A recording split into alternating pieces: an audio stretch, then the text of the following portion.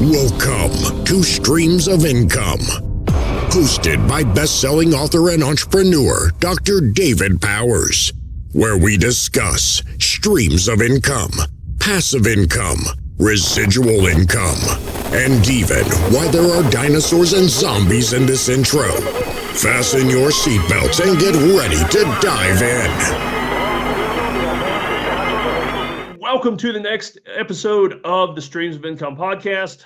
Season 2. I don't know where we are in the numbers right now. We're getting up there. And I wanted to interview, and I'm already stumbled over my words. You know what? I'm not going to edit this crap out either. Just going to leave it in there. That way, if I mess up, she can't mess up any worse than me. And it makes the interviewees a little more comfortable. So talking to a good friend of mine and one of my oldest friends. I mean, I don't keep in touch with anybody from high school. My best friends, my oldest friends, are the ones that were there in the first years of my careers, plural. And so this is Parker McBryde. She is down in the sunny, yet flooded currently, location in Myrtle Beach, South Carolina, where she and I met and I grew up. And so we're going to talk everything from EMS to what EMS can do to you, the dark side of it. And why she and I both are on different career paths now, outside of medicine for the most part, or at least hands-on medicine now. And so let's talk to Parker. And Parker, go ahead and introduce yourself a little bit and give us as much background and history and everything as you want. All right. Well, thanks for having me on, David. You and I do have a long relationship. We both started, I think, our careers around the same time with the rescue squad. We're spanning decades now. Yeah, I believe that's where we actually met. Originally from North Carolina, went to school there, went to college, moved down here. Was trying to find a career that I was interested in. Thought it was going to be in Parks and Recreation, and ended up being in the first responder world. I was leaning more towards being in law enforcement. I was even thinking about going down doing border patrol at one time, and then Myrtle Beach Rescue came to my job one day and did a little tour of the ambulance and talked about the career, and my love for that just grew from that point on. So eventually, what did you go to college for in North Carolina? Parks and Recreation Administration. Okay. See, I didn't know that. Yeah. I just assumed with the family history of the farm and everything, it might have been agriculture or something. Yeah. No, kind of ventured. Yeah, that's cool. Being in sports, throughout high school, there was an interest there. I thought I was going to be a physical education teacher, was what I was thinking. Yeah.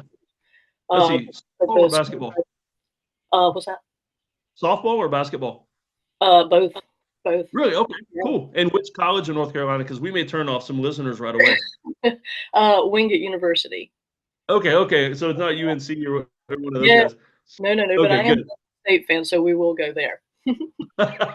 All right, so I interrupted you. Let's see, Myrtle Beach Rescue had come there and talked to you about the ambulance and all that. That piqued an interest? It did. Went and actually did a little bit of ride time with them, and just fell in love with it from that point on. And then that's eventually how I ended up at Surfside Rescue, and then on with Horry County EMS at the time. And then, of course, we merged with the fire department and became Horry County Fire Rescue. Okay. And you and I met Surfside Rescue back when I was not even an EMT. I was just driving the ambulance and playing with the sirens. Right. And we had some fun. We'd get into, we never really got into trouble. I'm surprised. You knew everybody, so we stayed out of trouble, I guess. Right. We did. I think there was a lot of practical jokes and a lot of dark humor, I think, too, to go along with that. But we did have a good time, and I think that's probably what kept me in the business as long as it did, was those relationships and that ability to have fun and still be grounded enough to do the work that we needed to do at that time. Yeah. Yep. The funnest thing I remember is when we used to find the other ambulance and they were out eating or something, and we would turn all the lights and sirens on. So that way, when they hit the master switch, everything came on, and it was so embarrassing. Yep. And the KY jelly on the door handles, and people have no idea that these professionals out of the back of their truck, or yeah. It was fun stuff. So you were one of the people that ignited my interest, because at the time, Surfside Rescue for me was just a volunteer thing. Right. And you guys, ignited my interest in being a professional EMT and then paramedic eventually, because it looked like fun, and it was fun for a really long time. I mean, I love going on the calls. I like learning. So I love the school and learning medical stuff and heart rhythms and everything. And so you and I don't know if it's about the same time or not, because I had moved up here to Greenville for paramedic school and lived up here for a while. And but I just started getting burned out after a while. I mean, I went from wanting to ride on an ambulance 24 hours a day to, man, I just wanted to see fun calls that I could, like mostly trauma, that I could really do something about and then turn them over. Mhm. And I lost all empathy for patients. I got to where, I don't know, I couldn't stop myself from looking at patients from a point of view of, this is your fault, man. You screwed this up. Why do I have to get out of bed to come rescue you in the middle of the night? And so that was me. I got burned out that way. And of course, some friends died, and that pushed me far enough where I just wanted to quit. So, what exactly was it for you that kind of burned you out of it?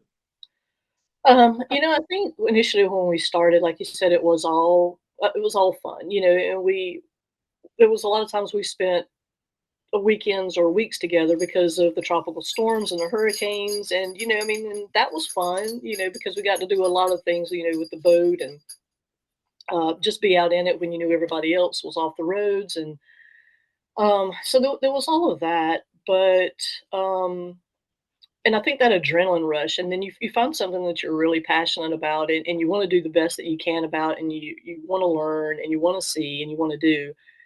And next thing you know, you're pulling 96 hours straight, and you can't get enough of it, and you end up pushing all of your other friends away and your family away, and it starts to take up all of your time. And it's fine for a while, but I think in the long run, it takes more of a toll on you than you realize, that you're experiencing at the time. The accumulation of the calls that you go to, especially when I joined Oregon County EMS at the time, and I was at busy stations all the time, which I wanted to be. I never wanted to be at a slower station, but when you're running 20 calls in a 24-hour period or more, and then you're leaving there and you're going to rescue because you can't get enough, and you want to run there, and even did air ambulance for a while, and it was just jumping from one to the other, and then you start thinking, my community can't get along without me. So you start to get a little bit of that God complex going on too, that, I can save everybody, but I just have to be at work. Your sleep gets interrupted, your eating habits do. It takes a big toll on your physical body as well as the mental aspect of it. And I don't think we did a very good job back then, David. We didn't know a lot about the mental health aspect of it. Yeah. We didn't really take care of ourselves in that regard, or spiritually, depending on what your faith is, and also hitting the gym. More or less for us, it was hitting the restaurants and then sitting around in the ambulance all day or the truck all day, and then going home and sleeping for 16 hours the next day, and then Yeah. trying to do it all again. So there's that wear and tear overall, and but we just didn't know any better back then. But I think there's a lot more organizations and a lot more information out there now to kind of help steer everybody in a more positive environment to kind of continue Yeah. growing that career. Man, you were absolutely right about the support back then. I mean, PTSD was only something only military guys got, and only if a war was going on. I mean, that's the way they looked at it, and no treatment whatsoever, no support programs whatsoever in our time. And nowadays, I guess the programs are there. A lot of people are still afraid of it, but something I always love too is I never liked the fire department. I got to say that, because we were always competing and We to get were, the calls and stuff, and never liked it because we were the other guys. right. But I've always admired the how the fire departments emphasize physical fitness, and I mean, they're much better on the mental fitness. And the EMS, even when EMS comes in under a fire department, they're still the redheaded stepkids for the most part, it seems like. And we're the wild children. Yeah, We're daring things. We're out of the box thinkers. We just have our own little world. So it's a yep. completely different atmosphere. Yeah, yeah. Now I've had trouble leaving EMS. I mean, I guess 20 years I worked EMS and like just on an ambulance. And even when I left EMS, I burned all my bridges. Like I let all my cards expire, all my certifications, so I couldn't go back to it. I mean, because number one, I kind of didn't want to, but I knew I would if I needed money or something. But there's no money in EMS either. Yeah. But I still can't leave it. I mean, I was at a jujitsu or a civilian tactical conference last week. Did a lot of jujitsu, and we had a tactical emergency medicine component of the class. And man, my adrenaline just started. I was so excited. We were practicing tourniquets on each other in the back of cars and stuff. It was like it all came back, all the fun. And it's like I'm so glad I burned those bridges because I would go back to this in a heartbeat, Right. just on a whim. But I know I wouldn't make any money. It would burn me out again. So what about you? Have you had trouble leaving EMS, like the hands-on stuff? And feel free to go ahead and talk about what you're doing that revolves around EMS. Right. No, I did not adjust to quote unquote civilian life after coming off the ambulance. My mind and my head is still there. My body still thinks that I can lift those stretchers and patience, and I know I can't do that. I have too much wrong. Those lazy folks have hydraulic stretchers and stuff Oh now. my gosh, right? When we had to do the old two-man lift thing, oh my goodness, They came to my house to get one of my kids one day, and even my teenage kid, they've got him on a stretcher, he had a leg injury, and they just pushed it to the ambulance, and all of a sudden it's like a hydraulic lift and everything. They're so lazy. We thought of that. Why in the world didn't we patent it back then? We would be sick for life right now. Yep. But yeah, and I don't know what it is. I think it's that family that we had together. Even if you didn't get along with someone that you worked with, if something happened in their lives or, within the organization, you still all pulled together. So that's what made it a family. You could argue and you could have bad days, but you always knew those people were going to be there for you. And I miss that part of it. I miss the people. And I miss some of the patients and the excitement of going to work every day and nothing is ever the same and you're not really in an office even though you have a lot of paperwork to do. But I don't know. I just couldn't get out of that world, and I'm still really not out of it. If I see an ambulance, I still get excited about it, wonder where they're going, and thinking, oh no, it's probably a toothache or something that happens at 2 or 3 in the morning. But and I don't know what it is. I think it just gets into your blood and into your system, and you just can't shake it. I mean, there are some people that can just, like you said, lose your certifications and boom, that's it. I'm out of that world and I'm on to other things. And I just couldn't adjust, and I never really have adjusted to it. I feel like it's someone coming out of the military and just not adjusting to that life either. And I think there's similarities there for sure. And then especially when you're injured at the same time and now you're losing your identity. I think that was the biggest thing for me. Yeah, I'm a paramedic, and this is, when people ask you what you do for a living and you're like, well, I take pride in that I can tell you that I'm a medic. And then all of a sudden I felt like I was nobody. I had no identity, no idea where I was going in my life or, what the future even looked like. Who was I going to be? And I'm still not 100% sure about that. Every day is just a new adventure. I'm trying to figure that part of it out, and that's okay. I'm okay with that. But definitely miss it. And like I had to let my certifications go too because I would have gone. But I'd go back today if there was a possibility that I could. If my back and shoulder and knees would all hold out at the same time. But then I think that first shift back would probably remind me why I got out of it. Yeah. Now, for a split second, you did go back as weren't you like an operations manager or something for an ambulance service? I did do that for a little bit. Yeah, I did. And I enjoyed that, enjoyed the people that I worked with. And there again, it was something, because we've talked about it before, David, I was diagnosed with PTSD and depression as well, and have struggled with that for the last 16 years. And I thought maybe being back in that capacity would be what I needed and what I wanted to be back into that career with actually being on an ambulance. Yeah. But there again, even with that, I started to backslide a little bit. It started to take its toll.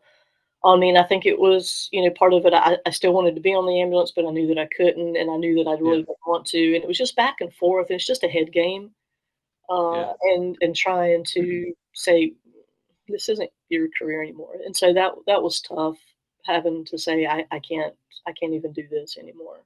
Yeah. Now you're with PTSD and depression, your greatest therapy aid though is right beside you. I can hear his collar jingling. Yeah. And I mean, and there are so many scientific studies out there too about the advantage of pets for lowering stress hormones and everything else. And so and plus this guy makes more appearances in your Facebook than you do. He does. He does. He even has his own Instagram page. I mean, he's pretty rock star status. But Yeah. some days, if it wasn't for him, David, I probably wouldn't even get out of bed.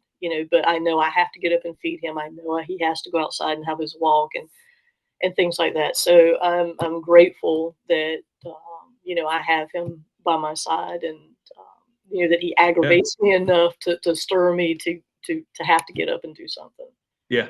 Yeah. Now you went back to school for a while, didn't you? In somewhere around Atlanta? I did. I went to seminary and got my Master of Divinity degree with ethics and theology. Uh, Okay. really wasn't sure what I was going to do with that, but I felt like it was, to me, it was sort of being back in EMS without being back in EMS. So Yeah. I could still be around people and still try to be there for them, but in a much different capacity. See, And that's crazy. That's what I did. I went back to school and got my doctorate in theology from seminary for in counseling, and it was as much self-help therapy as it was thinking I could help people in a different way. right, right. Yeah, Is that because where I you still speak at started EMS time? conferences and stuff, and that's what I speak on is like mental health and everything. And I mean, it's helped me process things. Right. Is that where you kind of figured out too that things had to change for you? Because that's where I Yeah, felt like, I thought all this time it was more burnout than anything else. Because, like you said, we'd work 96 hours. If somebody said overtime, yes, sir, I'm on that, because I get to stay here. I want to do that. But there's something about, when I went to seminary, and there's something about that where they sort of break you down a little bit to build you back up. yeah. And when that started happening, just the flashbacks started. I knew something was wrong. Things were changing. Um, Having thoughts that I shouldn't have, and the whole gamut of things. Something was wrong, and I was lucky enough that I had a chaplain who dealt with a lot of counseling trauma, um, and so he sort of picked up on it, and we started having conversation. And then eventually, suggested see a therapist, and so it bounced from there to psychiatrist, psychologist, multiple therapists, group, individual, and medication. I've done it all, uh, and I don't know. I guess I wasn't really in my element either. Not one Yeah. to ask for help, which none of us do. We don't like to do that. We think we can just take care of ourselves because we take care of other people. Yeah. We help people, so we don't need help. Exactly, exactly. You called us. I'm not gonna call myself, right? Or I'm not gonna call you. I And even with definitely don't want my friends showing up to treat me for something. no, right? Because then we're showing our weakness, and it's not. It turns out it's not weakness. It's a strength. But I'm going on my second round here of therapy. I started having some spiraling issues last July, August, and really kind of went out of control by the holidays and the first of the year, and ended up back in therapy and working with a life coach. And so all of those things are helping, and it seems like I'm learning more this time because I think I'm more open to what's going on now than I was the first time when I was in Atlanta going through the treatment. Yeah. Because then I just wanted to get out. I'll tell you anything you want to hear so that I don't have to come back anymore. And Yeah. that worked for a while. And then when I moved back down here, I was fine. And then all it takes, is just that one little trigger, and then all of a sudden everything starts crashing around you. Yeah. It shows up in your job, it shows up in your home life, it shows up.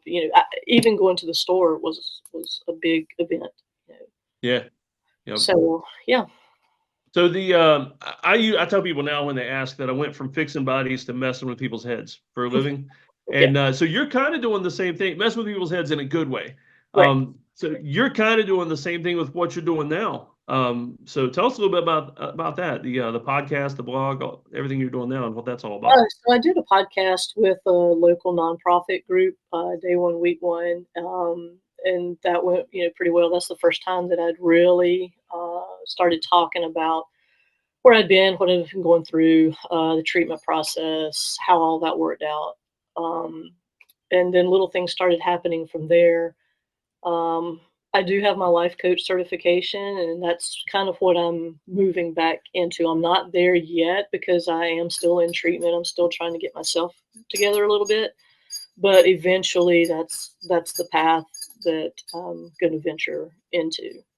So, I'm And not what's sure. that called? That's your Breaking radio silence. Breaking radio silence. Okay. And I'll be sure to put a link in the show notes too, so people can check that out. Oh, and especially if they're not in EMS, people they know, drive them to it. And that way they can get in there. People might look at you and say, well, she's in therapy. Why would I want to hire her as a life coach? And things like that. I always look at in terms of, you don't want to hire somebody that's perfect, because that person has not been through what you're needing help with. You want to hire somebody that's been through it, that's had trouble, that got help, and see the value in getting somebody to help them that has experience. Right. And that's why they should hire you, because you know what you're doing. Well, we'll see about that. The heart is there, for sure the heart is there. But you can go there and read the blogs. I've kind of journeyed through it, especially I think the first one starts in November. And I kind of talk about where those sessions have been. Some are good, some are not so good. And I try to be as open and honest as I can about what I'm feeling and what I'm going through at the moment. So, and anybody can read that. Like you said, it doesn't have to be strictly EMS or any kind of first responder. And I think that's what's helping me this time. You talk about being with someone who's been there. And that's true. When I was in Atlanta, some of the therapists that I dealt with had no idea what first responders even do. So I would get frustrated because they couldn't understand where I was coming from. They didn't understand the dark humor. If I happened to slip up and say something, that I would to you. If you and I were having a conversation, they just get that, And so I think I'm in a great place right now where the life coaches that I'm working with completely understand trauma, and they also work with other first responders and veterans as well. So I feel like I'm in a good group there. And then they also referred me to a therapist who really deals a lot with trauma, and we're doing EMDR work and stuff right now. And that's cool. It has been. It's been just eye-opening. Sometimes it really gets you emotional, learning that all of the trauma that you've seen stems maybe from other aspects of your life. So I feel like it's just a journey into bringing your life into a wholeness instead of everything is chaotic and I got to fix this and that and the other thing. And it's not, it's more grouped in. And that's been the biggest change from the treatment in Atlanta to the treatment here. Yeah. Now, are you thinking about getting certified is it EMDR, or did I say it right? I'm not really sure about what that looks like. I may just leave. I know Tony Robbins talks about that stuff a lot. Yeah. And I've done everything, so we're looking at medication, we're looking at DBT group, different things, CBT, all that stuff I did. So I had heard things about EMDR in the past. I didn't really know a lot about it. So I sort of walked in it with no expectations, sort of. Let's see where this goes. And the first few times it was just incredible.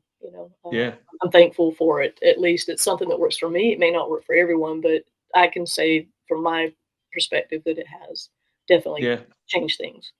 Yeah. I mean, I've got a personal soapbox about PTSD stuff because I'm in the VA system because of military injuries, and they test my blood often because they're, just to keep an eye out for overdoses and addictions and things like that. Yeah. And so my soapbox, though, is there is so much research out there for cannabis, CBD, all that kind of stuff, for PTSD, stress. I mean, good grief, arthritis, cancer. But if the VA has not approved any of that and will not, no plans to, and if they find any of that in my blood system, they'll cut off all my benefits. And yet there are so many military guys out there that, I mean, good grief, if they could just light up a joint when they're in a safe place at night, something like that, or Yeah. I mean, so I don't know what your opinion is on that, but man, Yeah. legalizing that stuff for medical use, I am all for. Right. Yep. I feel like that it would be up to each individual person. I'm not sure how I feel about it. I don't think I really know a lot about it just yet. It would be just one of those things I'd have to research a little more and see um, how well others have done with it. But like you, I do know other people that are on it, and it has been a godsend for them. Yeah, You know, just for relaxation purposes, if nothing else. you're right. 'Cause I've got some friends that are they're way more fun to be around when they're just sitting at home chilling. They're eating their brownies or whatever. Or their gummies. Yeah. Yeah. Yeah, but we're not going to do like the Joe Rogan podcast though and light up while we're here on the Zoom. So Right. we're going to avoid that because legal implications for both of us. So all right, so breaking radio silence is something you're working on right now and building. But me and you we're very curious people, and so there's been a lot of streams of income for both of us through the years. So Right. tell me about some of the things you've tried, and maybe what worked, what didn't. Maybe something that if it wasn't a good fit, or if now it's something you just do for a hobby. What have you done for money over the years? So more or less just part-time jobs. Full-time, still looking, but for me, holding down those jobs has been a little difficult from time to time because you never know what's going to be a trigger for that day. I've been lucky that I have worked for people and organizations that I've been honest about the PTSD and the depression right off the bat because I don't want to go in there with any fakeness that what you see is what you get. And sometimes I can't say that, I won't have a little meltdown. Yeah. So there's that. So I still hold a part-time job, but I did move towards having my own business. I was doing art, and it was saltwater native. And I really enjoyed that, and it was a stress reliever for a while, but then it became more of a job than it was passion or helping me get through those moments. So Yeah. Okay. So it even like lost all the passion and the fun out of it. yeah, and it became more about perfection, and it became more Yeah. about getting this product out all the time and the advertising and the amount of time that it took. And it just wasn't fun anymore. And then Yeah. I found I just completely lost interest in it. And so after a while, just like with the certifications, with the other stuff, I just let it go. And, Yeah. I don't regret doing that. I mean, I enjoyed that time and working with my hands because I also did woodworking as well. And, and that helped me at that time. So I'm not going to say that was a loss. It was just another building block to get me to the next stage. So, Yeah. Okay. Yeah, because you were doing that. I don't even know what the method you called it, but when you would pour the paint, well, what's the method called there? it's called dirty pour. Okay. Yep. Yep. Yeah. So Yeah, that stuff was pretty cool. yeah, and you just let the paint do whatever it's going to do. It's not like I'm sitting there kind of, figuring out where I want this to go. So Yeah. that was So it was kind kind of chaotic, but it had a little fluid rhythm to it, and the color mixing, everything was pretty cool. yeah. So you're not selling the art or anything now. If you do it at all now, it's just for something fun on a whim kind of thing. Yeah, don't even do Okay. it anymore. Just Yeah. sort of lost interest in art altogether. I think I did it as a kid, and actually I drew a lot. So some of the things, were pretty decent, and there are times when I wish I would have kept that up a little bit. But sometimes you just outgrow things, and they're Yeah. good for a time, and then you need to kind of cut them loose, and you find new hobbies and new things to do. Yeah. Now you went back to the Parks and Rec industry for a while too, right? Or is Yeah. that what you're still in? So now I'm more in tourism. Okay. Yep. So working for Skywheel of Myrtle Beach right now. So Oh, I didn't know that. yep, so working there a Yeah. couple So days a week. if you're watching or listening to this, go see Parker sometime at the Skywheel in Myrtle Beach. I mean, as soon as you get anywhere near Myrtle Beach, you see the huge Ferris wheel. It's like the one in London. It's huge, and you notice it right away. and fully enclosed, air conditioned, and all that good stuff. And you That's can right. see for miles and miles out in the ocean. Yeah, It's a lot of fun. yeah, it is that. So we have a good time there. Yeah. All right. So, I guess before I forget, Parker and I are working on a Yellowstone related project together. I won't tell you much about it so that nobody steals our idea before we publish it, but it's going to have us both rewatching all the episodes again, such a chore. And so we're going to release this thing right before the next premiere, though, of what is it, part 2, season 5 kind of thing. Yeah, something like And that. so stay tuned for that because you're going to see a little bit of Dave and Parker come out in this Yellowstone related book idea.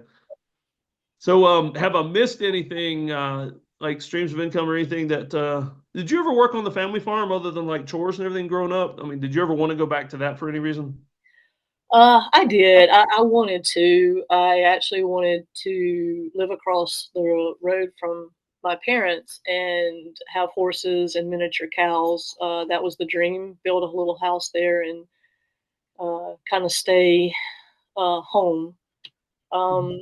But you get out, you go to college, you start kind of living your own life, and gradually things kind of go in opposite directions of what Yeah, you but it's think. hard to pull you away from the beach now.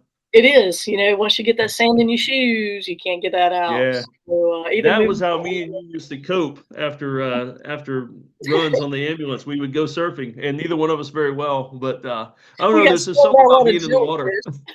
jellyfish. We would try to stand up and ride the waves and hope nobody saw us when we fell down. But it was fun. It was fun. It was fun. Not so much when the Yep. tropical storms came in and sort of tried to send us back in, to Oh the yeah. street. And I remember treating some injuries. I mean, we had one kid broke his back Yeah, bodyboarding, and yeah, those hurricane waves will tear you up. yeah, Yeah. yeah. All right. So you mentioned horses. I forgot that was one thing I wanted to ask you about. You've mentioned horse therapy a lot in Yes, I some of your do. Yeah. Facebook posts and stuff. And so, is that something you're kind of volunteering with? Actually, I attend sessions there. So, Okay. yeah, it's called Barnabas Horse Foundation. They're down in Oh, Murrayville. I've been there over Yeah, in Socastee. so they're down in Georgetown County. Oh, okay. I've been to the old place, I guess. So, yep. So they do a veterans group and a first responder group, and they also have individual life coaches. So I started there. They had a open house in December, and Yeah. I got a friend to go with me, and I just love the way it felt. It felt comfortable, and I don't know. It was just a nice change of pace. And so I started in January, and I've been going right regular since then. Yeah. So that's made a big difference. Okay. That's pretty cool. And that's a neat, I mean, neither one of us doing anything like that for money, but that's a neat stream of income if you have horses Yeah, or a farm, I guess. Just doing the hands in the dirt therapy, the horse therapy, whatever. yeah, Yeah. yeah. And it does remind me, of home, the smells, the sounds. Oh, I bet. Because my granddaddy had horses growing up, and my dad's uncle had a pinto named Rock. He had blue eyes, and we'd go ride him bareback all the time, and that was fun. Yeah. So it is a little bit of home, and kind of finding myself there all at the same time. So, and it's nice Yeah. being around other first responders who are, uh, you know, feeling sort of the same way that I am. And it's not that we necessarily have to talk about anything. It's just the camaraderie that's built, and that hey, there's other people out there that are struggling just like we are. So Yeah. Yep. Yeah. You just got to hope nobody gets hurt because then every one of you guys is fighting to get to freedom first. either Unless that, it's it's not a like, good injury, oh and then you're no, we like, don't do anything. that's not bad. Somebody else can handle that. Right. I'll call 911 for you, and then you're on your Yeah. own. Yeah. All right. So I'm going to go ahead and start closing out. I got one main question that I usually don't preview this question, so it'll stump you, possibly. All right. So the one last question I want to ask that I ask everybody is if you knew you could make a living from it, so money's not an issue, if you could pick one dream stream of income that you could do for the rest of your life and you think you'd be happy with it, not get burned out, anything like that, what would that stream of income be? Oh my goodness, that's a tough one.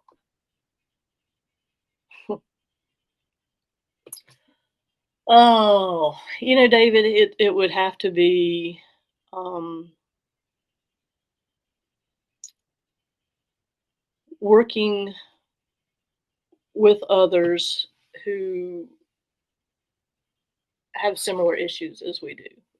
Yeah. I feel wholeheartedly that this PTSD, depression, anything mental health is much needed, and just more talking and listening to people and being outside. I don't really see myself ever being like an office job. And in fact, growing up, I never wanted an office job. I didn't want to be in a building. I'd rather be outside doing Yeah. something. So whatever dream career there is incorporating that sort of stuff, even just being out on the beach, if you were to meet people out there and just walk and talk and sort of meeting them where they are, um, and maybe having a little puppy power involved in it might help too. Um, Yeah. but I don't know. I think it just more or less goes back to that ambulance thing, right? It's just being around people that need to be loved. And I think that's the biggest thing. Yeah. So, You say all that, and I can picture you doing just that. Like, you have client meetings, and they meet you at a certain beach access, and your 1 hour appointment or whatever is spent either sitting at the beach access, listening to the ocean, or just walking a little bit. And right. that would be pretty amazing. I mean, way better than the whole "come sit on my couch and tell me how you feel," kind of thing, which people like us would not do well with. Well, I'm Um, kind of in that right now, and I'm surprised at how well I am doing with yeah. it. But it takes time for me. That those are one of the things that I'm extremely quiet. I don't allow a whole lot of people into my inner space, and so that trust is a huge thing for me. And I kind of keep my walls up for that. So yeah, there'll be times that I won't say much, but once I get comfortable and realize that yeah you can trust these people, then Yeah. then I'll open up for sure. Yeah.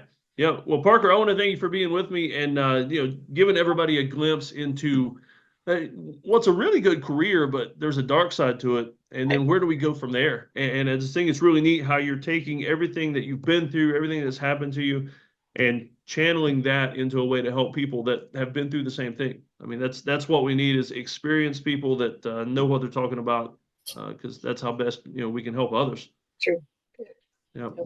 All right. So tune in for the next episode, and I have no idea as I sit here talking to to the listeners right now, no idea what the next episode is, but you'll find out. If you ever get down to Myrtle Beach, South Carolina, go visit the Sky Wheel, say hello to Parker, and check out Breaking Radio Silence, and that's where you'll find her on the professional side of things. And just talk to her there, leave some comments on the blog, so let her know what you think. And thank everybody for tuning in.